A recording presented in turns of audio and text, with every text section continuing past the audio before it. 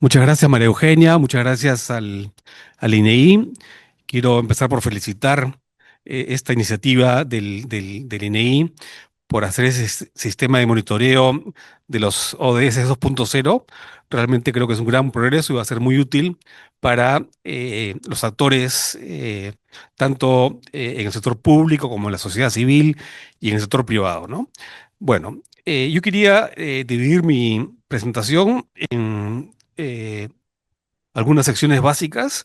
Primero quería hablar un poquito sobre los ODS y su relación con los ODMs, o sea, los Objetivos de Desarrollo Sostenibles que fueron adoptados en el 2015 con miras a 2030, en comparación a los Objetivos de Desarrollo del Milenio, los ODM, que fueron adoptados en el año 2000 con miras al 2015, ¿no? Entonces, ver un poquito el alcance y estructura de ambos sistemas de objetivos y también su grado de cumplimiento, ¿no? Para después ya aterrizar un poco más en el tema de los ODS versus sus retos en el caso peruano, ¿no?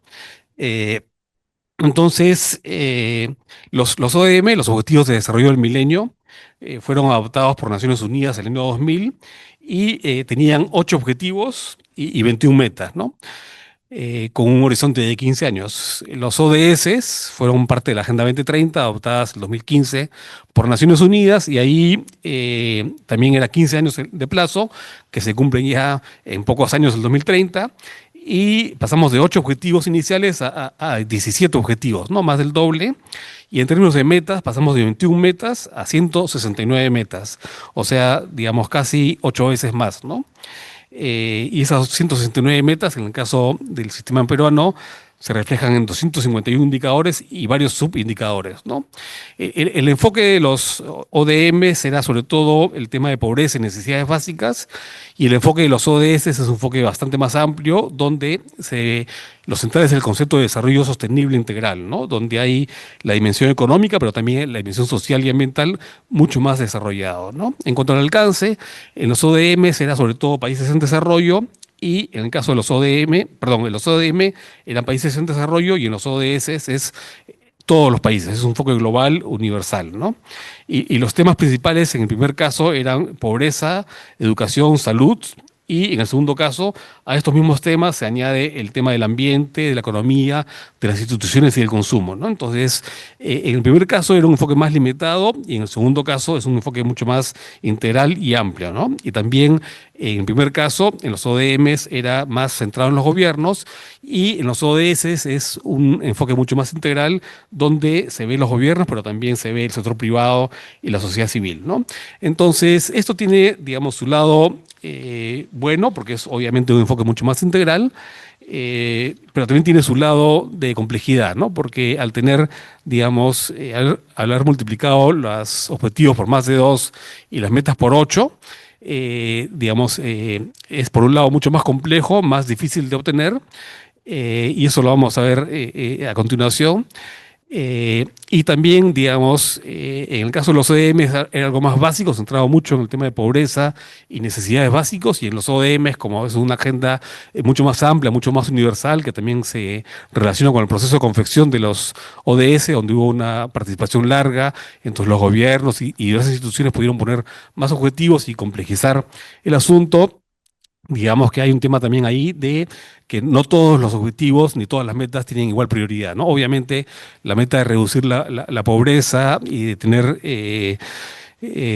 un mundo sin hambre es, creo yo, bastante más importante que otros objetivos más vinculados a ciudades resilientes, sin que esto sea, digamos, trascendente. Es muy trascendente, pero digamos, hay una jerarquía de objetivos que cuando uno duplica el nivel de objetivos y multiplica por 8 las metas, digamos que se pueden perder, ¿no? Entonces, si hace una tabla del nivel de cumplimiento de los ODS, este tema de las ponderaciones, las prioridades, puede tender a difuminarse un poco, y en ese sentido creo que es importante tomar los ODS como una agenda global, pero que cada país tiene la obligación, digamos, de ver qué es lo prioritario para su nivel de desarrollo, para su estructura y también para su coyuntura económica, ¿no? Entonces, por ejemplo, ya pasando al tema de los cumplimientos, si uno compara el cumplimiento de los ODM, de los Objetivos del Milenio, el año 2010, 5 años antes de que se cumpla el plazo,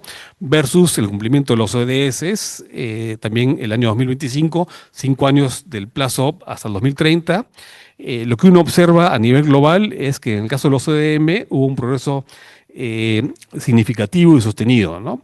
Y en el caso de los ODM, perdón, ¿no? Y en el caso de los ODS, el progreso es mucho más lento, desigual y con retrocesos, ¿no? Y en particular, por ejemplo, en el caso de pobreza, que es quizás el objetivo que creo que la mayoría de nosotros tomaríamos como prioritario, en el caso de los ODMs, prácticamente se cumplió, ¿no? Se cumplió incluso un poco antes reducir los niveles de la pobreza a la mitad. Y en el caso de los ODS estamos en un proceso lento y en cierto sentido en un estancamiento, por lo menos en el tema de pobreza extrema.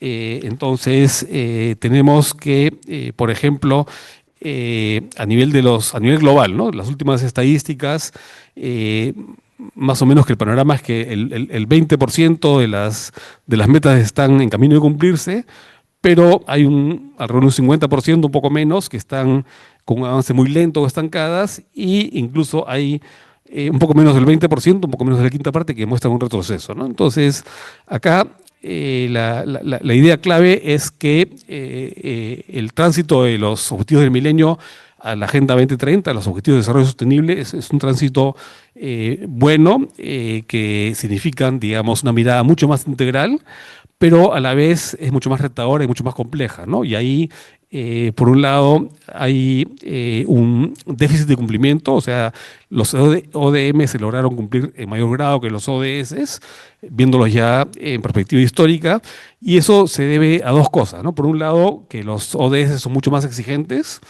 y por otro lado también que el mundo mismo vivió en el periodo de los ODMs una expansión mucho más rápida, con China creciendo a tasas del 10%, hoy día China crece a la mitad, y también, digamos, en el caso de América Latina y el Perú en particular, hubo un periodo de auge muy notable entre el 2003 y 2013, y actualmente vivimos una ralentización del desarrollo económico, ¿no? Entonces, unos objetivos más exigentes y un desempeño un poco más lento, el resultado de eso es que el grado de cumplimiento obviamente es menor, ¿no? Y ahora quería pasar a la sección final de mi intervención, que es un poco el tema de los ODS y cuáles son los retos del Perú, ¿no? Y digamos, si uno ve los 17 ODS, creo que hay algunos en los cuales debemos poner más foco de atención que en otros, ¿no?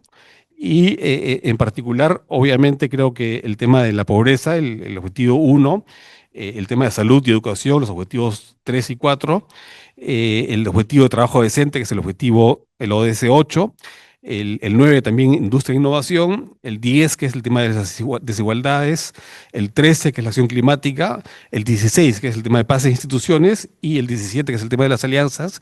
Creo que sobre esos ODS el Perú debe poner un zoom, un foco de atención muy particular, porque, como todos sabemos, nuestro país enfrenta unos retos muy significativos en estos terrenos y, en particular, digamos, tenemos un contexto económico-social que es un vaso que uno lo puede ver medio lleno o medio vacío, ¿no? Medio lleno porque crecemos al 3,5%, que para América Latina es una cifra que no es mala, pero medio vacío porque frente a lo que pudiera ser, estamos creciendo a la mitad, ¿no? El 2003-2013 crecimos más o menos al 6% y ahora estamos creciendo a la mitad en un entorno internacional con precios de las materias primas que hoy día incluso son mejores que los que fueron en aquella época, ¿no? Entonces, eso es básicamente un tema de acelerar el crecimiento, y el crecimiento está determinado por muchas razones, pero la principal es la tasa de inversión, ¿no? Y como la inversión privada es el 80% de la inversión total,